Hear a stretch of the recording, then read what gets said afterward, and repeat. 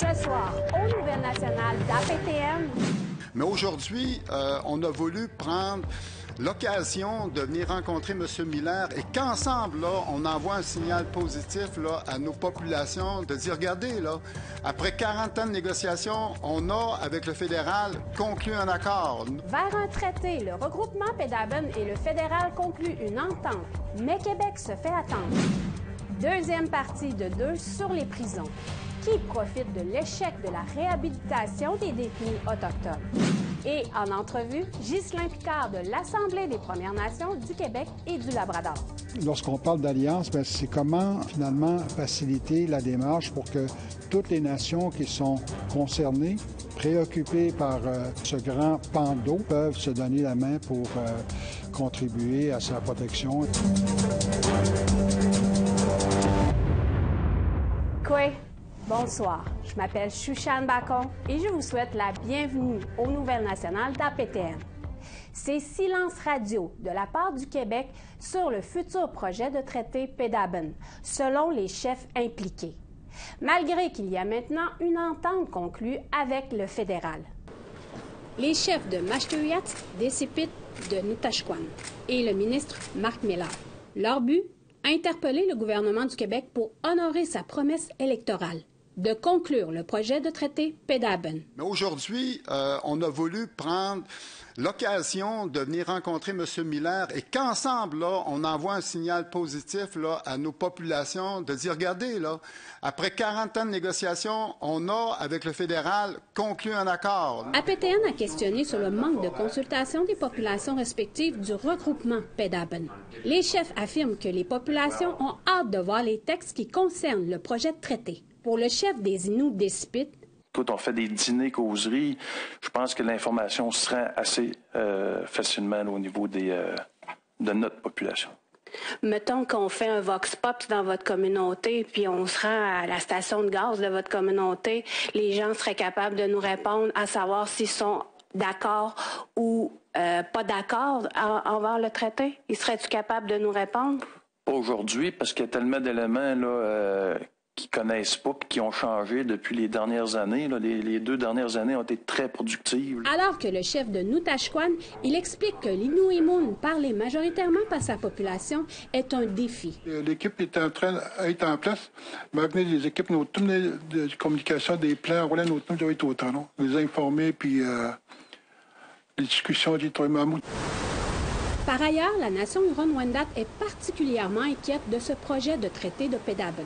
Alors que leurs terres ont été reconnues par la Cour suprême du Canada, Miller affirme qu'il ne peut pas parler en public de l'état des négociations. Comment on a su régler cet enjeu très épineux de chevauchement qui existe, notamment dans la partie sud-ouest. Cette entente entre le fédéral et le regroupement Pedaben s'est finalisée.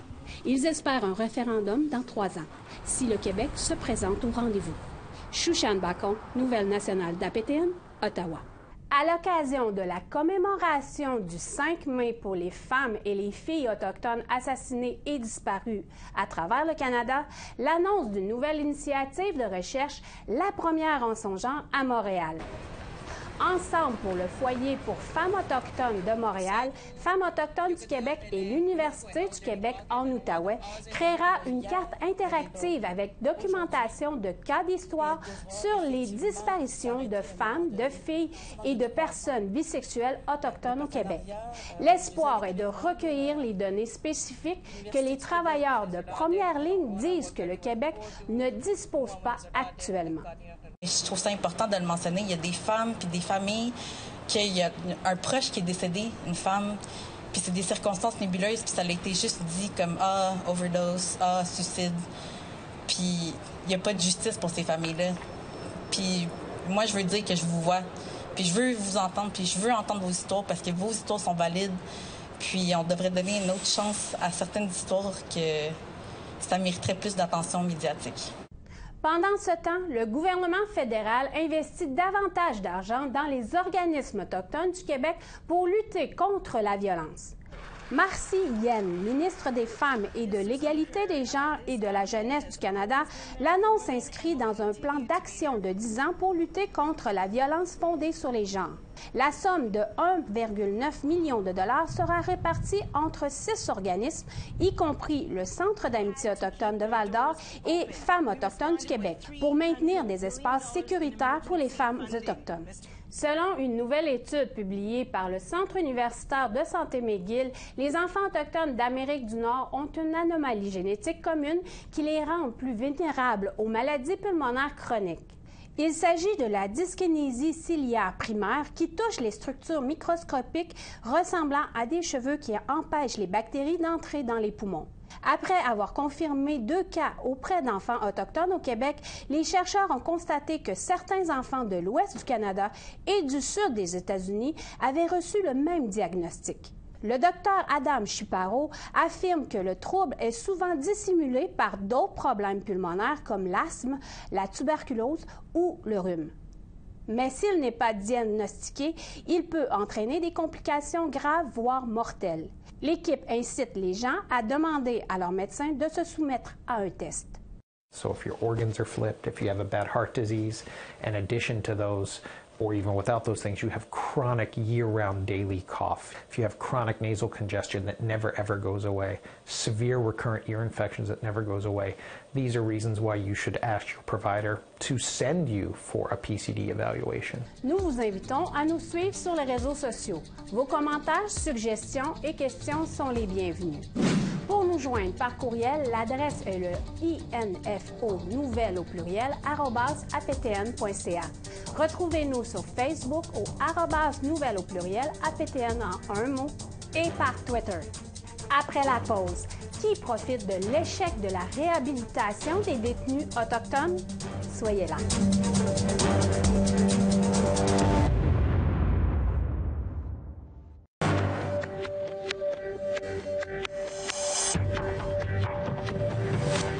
Bienvenue.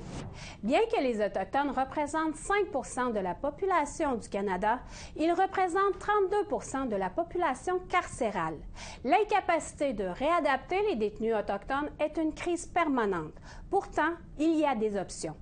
Qui peut en bénéficier? Tom Fenario nous présente son 2e reportage de la série. En cri, le mot Wasaskin signifie « quand le soleil apparaît après une tempête ». Wasaskin est aussi le nom de ce centre de guérison autochtone. What we're trying to do is make sure that these guys, when they come out with a toolbox, I would say, of good medicines. Healing isn't easy. It isn't easy. It never was. But it sure is doable, and there is no such thing as impossible. Normand Guilbeault et Denis Nicolas font partie de l'équipe consultative spirituelle du centre. Tous les matins, une réunion a lieu dans cette salle de médecins avec des détenus provinciaux et fédéraux qui approchent de la fin de leur peine. À l'échelle nationale, Wasaskin est un des 6 centres de guérison indépendants, mais c'est aussi une prison à sécurité minimale. Sauf qu'ici, les détenus sont appelés des résidents. Ricky Abram est un résident. My stay here has been great. It's helped me to help heal some of my traumas from my childhood that I hadn't really dealt with as fully as I thought I did, because we were able to deal with it through counseling and through ceremonies that the elders provide here that I wasn't getting access to in regular institutions. L'histoire de M. Abram est familière ici. Transmission des traumatismes intergénérationnels des pensionnats, parents absents, toxicomanie. It hurts. It hurts to look back and to see the damage I've caused, and I don't want to do that, and I don't want anybody else to do that and learn their lesson after it's too late. Because you can't take your mistake back. There's no excuse for my actions, but I've learned that there's reasons. Ricky Abram a passé 20 ans en prison pour meurtre au premier degré. L'homme d'Oneida, de 47 ans, a accepté de parler à APTN à condition que nous n'abordions pas les détails de son crime très grave.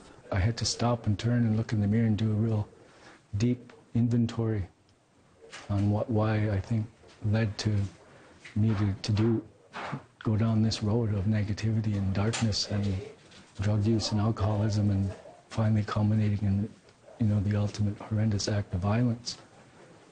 I knew something. I had to fix that. I had to heal that. À l'approche d'une possible libération conditionnelle, Ricky Abrams a une vision claire de ce qu'il aimerait faire lorsqu'il sortira.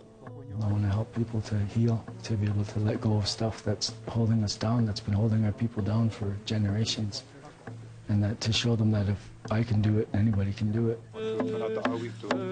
Mais combien de détenus autochtones obtiennent de l'aide dans ces centres de guérison comme celui-ci? Le défenseur des droits des détenus, Ivan Zinger, affirme que le taux d'inoccupation est de 40 %. We need huge amount of resource to be reallocated from Correctional Services of Canada to Indigenous communities and groups to trying to improve those correctional outcomes that are so terrible. Parmi les pires statistiques, mentionnons le taux de récidive des Autochtones, qui est de 65 %. Un rapport récent montre que les pavillons de ressourcement indépendants, comme Wessoskin, font une différence. Les délinquants qui ont terminé des programmes culturels autochtones dans un pavillon de ressourcement ont vu leur risque de récidive chuter de 54 %. The star blanket that we brought back from one of our institutions in the Prairie region. Marnie Maltby, de Service correctionnel Canada, affirme que la pandémie a rendu plus difficile l'accès aux pavillons de ressourcement. Mais il dit que c'est en train de changer. Over the last few months, we've seen an increase, a significant increase, I would say, in most of our healing lodges.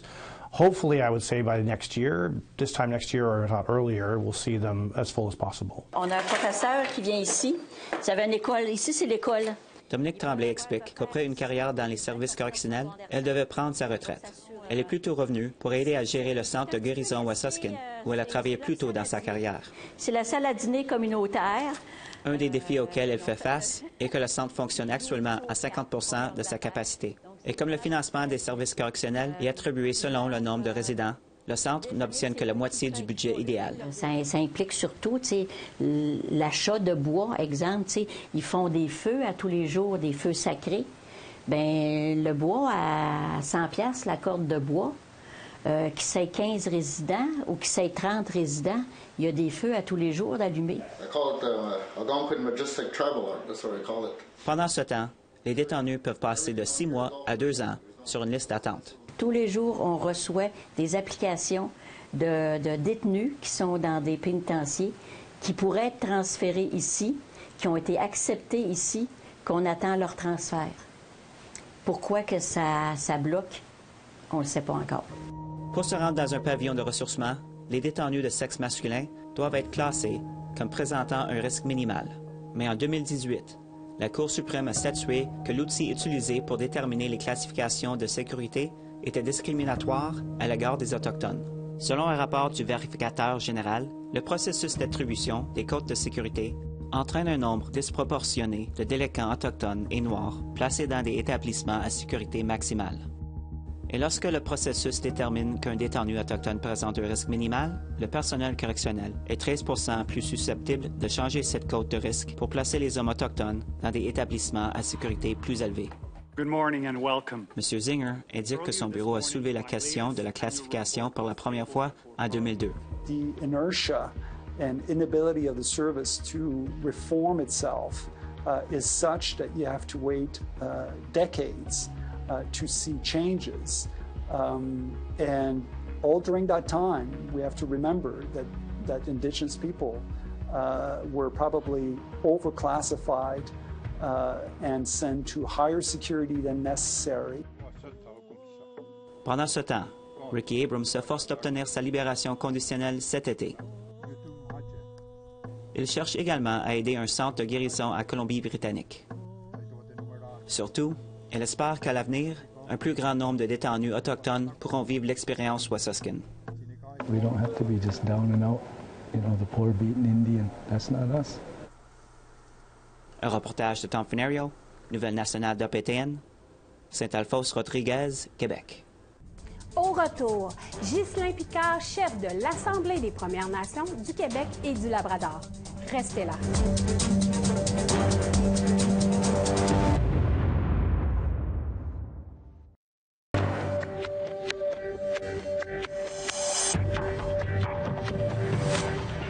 bienvenue. Les Autochtones et les Allochtones sont invités à se rencontrer et à partager ensemble une richesse culturelle diversifiée au Québec. À la fin de juin, pour Kwe, à la rencontre des peuples autochtones, édition 2023.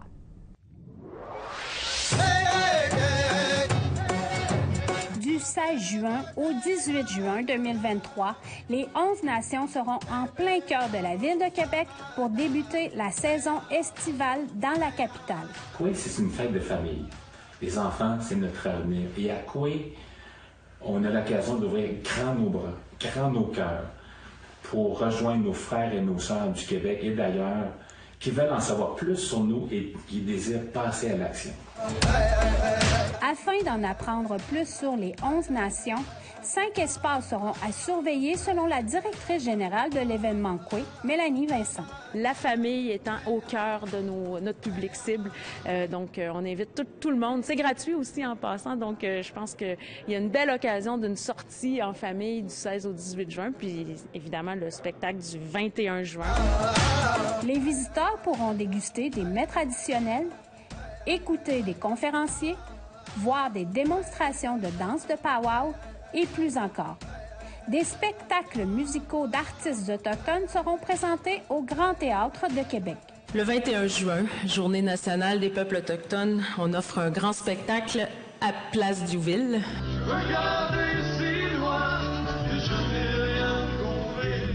Une chanson thème de Serge Fiori a été choisie pour être traduite dans les 11 langues autochtones au Québec, afin de les mettre en valeur.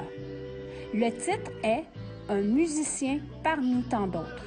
4 paroles que j'ai écrites à 17 ans que j'aurais jamais pensé d'avoir le bonheur. C'est comme si je l'avais écrit pour cette cause. Où est allé tout ce monde qui avait quelque chose à raconter? On a mis quelqu'un au monde, on devrait peut-être l'écouter. Le grand chef de la nation, Huron-Wendat, était présent à la conférence de presse du dévoilement de la programmation de Kwe. Il est très satisfait de la façon dont la programmation s'est élargie au fil des années. On a une programmation qui s'en vient de plus en plus vaste. Et on va travailler avec le Grand Théâtre, il y a plusieurs spectacles au Carré du Haut-Ville, sur le site à Expo-Cité. Donc ça prend de l'ampleur. C'est extrêmement intéressant, puis c'est rafraîchissant de voir une aussi belle programmation. Vous pouvez retrouver toute la programmation de Kwe à la rencontre des peuples autochtones 2023 au www.kwefest.com. Pendant le dévoilement de la programmation du Festival Kwe, nous avons rencontré Ghislain Picard, chef de l'Assemblée des Premières Nations Québec-Labrador, pour discuter de sujets d'actualité pour les peuples autochtones. Le voici. Célébration Kwe, on montre, démonstration des 11 nations à cet événement-là. 6 ans, tu nous rappelais que c'était 6 ans. Il y a 6 ans que vous avez quand même créé, vous et votre organisme, cet événement. Comment on se sent aujourd'hui? Bien, écoutez, en 2017, c'était l'opportunité qui s'est présentée à nous, c'est de célébrer les 10 ans de la Déclaration de l'ONU sur les peuples autochtones. Et il fallait faire ça en grand, puis l'idée s'est développée, s'est transformée, a pris la forme de Kwe à l'époque, à la rencontre des peuples autochtones. Et c'est resté, heureusement d'ailleurs, et ça fait 6 ans que l'édition se répète d'année en année. Et pour moi, je pense que c'est Stanley Volant qui avait vraiment la bonne définition de l'événement ce matin en disant que c'est une célébration. Donc, on se célèbre, nous, comme peuple. Et d'ailleurs, depuis 3 ans maintenant, là, ça a été déplacé de septembre à juin pour essayer de coïncider avec la Journée nationale des peuples autochtones le 21 juin et pour rejoindre un peu cet esprit-là de célébration. Et je pense qu'il n'y a pas de meilleure façon, finalement, de favoriser cette éducation-là, la création de ponts, que d'inviter, finalement, la grande société québécoise et toutes celles et ceux qui veulent y participer, à venir célébrer nos cultures avec nous. Je pense que c'est le message principal. Cette année, là, j'ai entendu la programmation, là, c'est vraiment extrêmement riche.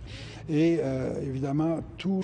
Il y a quand même 2 gros dossiers dans l'actualité en ce moment, le fleuve Saint-Laurent et les langues autochtones. Quoi, Ghislain? Quoi, Chouchan? Est-ce que tu peux me parler du dossier qui est d'actualité? Ben quand même. Lequel le premier? Mais le fleuve Saint-Laurent à l'ONU, vous êtes allé présenter quand même une résolution, une proposition, je ne sais pas comment vous appelez ça, mais ça concernait le fleuve Saint-Laurent ici au Québec. Bien, il y a 2 semaines, les chefs qui siègent à notre table se sont prononcés à l'unanimité sur une résolution qui, d'un côté, reconnaît le fleuve comme une personne juridique et ce qui est ajouté à la résolution, c'est la nécessité de créer une grande alliance de toutes les nations qui dépendent du fleuve Saint-Laurent. Ça veut dire toutes les nations qui ont leur bassin versant, leurs affluents qui coulent vers le fleuve Saint-Laurent. Donc, on peut facilement dire que c'est, oui, une portion importante au Québec, mais c'est le Golfe, autant que c'est les Grands Lacs. Donc, lorsqu'on parle d'alliance, c'est comment, finalement, faciliter la démarche pour que toutes les nations qui sont concernées, préoccupées par ce grand pan d'eau, peuvent se donner la main pour contribuer à sa protection et à sa pérennité. La question que je me pose, Ghislain, vous êtes allé à l'ONU aussi, en tout cas dans le passé, la Déclaration des peuples autochtones. Le Québec ne l'a pas reconnu vraiment. Là, vous faites une autre démarche concernant le fleuve Saint-Laurent. Est-ce que vous croyez que le Québec va contester votre démarche aussi? Bien, le Québec a droit à ses opinions, comme on a droit aux nôtres. Et pour nous, c'est très important que, moi d'ailleurs, en 2005, les chefs qui siégeaient à la table à ce moment-là ont clairement exprimé qu'il ne faut jamais soustraire les tribunes internationales. Et donc, c'est ce qu'on fait depuis. Moi, je ne participe pas aussi régulièrement que je le souhaiterais, mais les travaux de l'instance permanente, c'est à toutes les années, 2 semaines à New York, et on suit ces travaux-là de très près. Et pourquoi la position, la résolution des chefs a été partagée avec les instances de l'ONU la semaine dernière, c'est que l'ONU prépare une grande assemblée de la Terre en avril 2024 et on trouve que c'est extrêmement important que le mouvement qui a été initié par la Nouvelle-Zélande il y a plusieurs années et qui a donné des petits, notamment la résolution sur le fleuve, la position des Inuits avec les municipalités de la Basse-Côte-Nord sur la Magpie et j'entends parler également que la rivière Gatineau est en réflexion chez d'autres nations. Je dis c'est un mouvement qu'on ne peut pas oublier, qu'on doit appuyer. Et je pense que c'est une contribution extrêmement précieuse, importante pour nous, les Premières Nations, parce que ça contribue à mettre en évidence nos savoirs traditionnels. Parce qu'il y a toujours ce débat, savoir traditionnel versus science. Et je pense qu'il nous faut prendre notre place et ça, c'est une façon de faire. D'ailleurs, content de constater que la volonté ou les pressions pour que le fleuve Saint-Laurent soit reconnu comme personne juridique, il y a au moins 17 municipalités au Québec qui l'ont déjà reconnu. Donc, je pense qu'il faut juste ajouter notre voix à un mouvement qui existe déjà. Ghislain Picard. C'est ce qui conclut le bulletin de nouvelles nationales d'APTN. Je m'appelle Shushan Bacon. Merci beaucoup d'avoir été des nôtres et prenez soin de vous. À la semaine prochaine. Yamé.